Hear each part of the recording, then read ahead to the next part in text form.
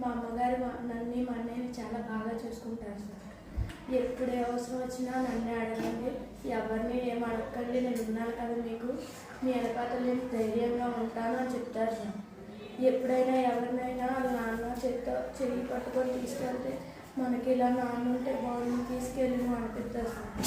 ఇప్పుడు నాన్న లేని కరెంట్ తెలియదు సార్, నాన్న మనకు తెలియట్లేదు సార్. నాన్న లేని లోటు అమ్మ తీరుతుంది సార్.